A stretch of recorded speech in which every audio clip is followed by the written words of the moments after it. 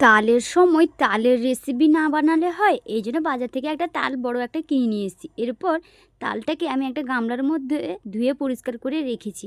এরপর আমার ছোট বোন জিজ্ঞাসা করলো, বোন দিদি আজকে কী রেসিপি করবি রে তালের? আমি তাকে বললাম যে তালের একটা বরফি রেসিপি করব, তুই দেখ এখানে বস, আমি তারপরে হলে তোকে দিব। এরপর তালটাকে ভেঙে আমি একটা গামলার সাহায্যে তালের পাল্পগুলোকে বের করে নিয়েছি। এরপর কড়াইয়ের মধ্যে সামান্য আমুলের দুধ আর সামান্য চিনি দিয়ে একটা ডাঁকুর সাহায্যে আমি তালের পাল্পগুলোকে ভালো করে ফিটিয়ে নিয়েছি। ফিটিয়ে নেওয়ার 10 মিনিট পরে একটা থালার মধ্যে আমি ঢেলে নিয়েছি।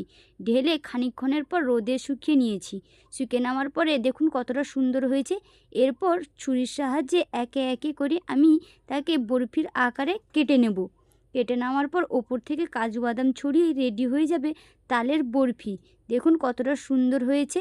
এরপর একটা বরফিকে আমি হাতে তুলে নিয়েছি। এরপর খেয়ে দেখলাম সত্যি খুব এক অপূর্ব রেসিপি।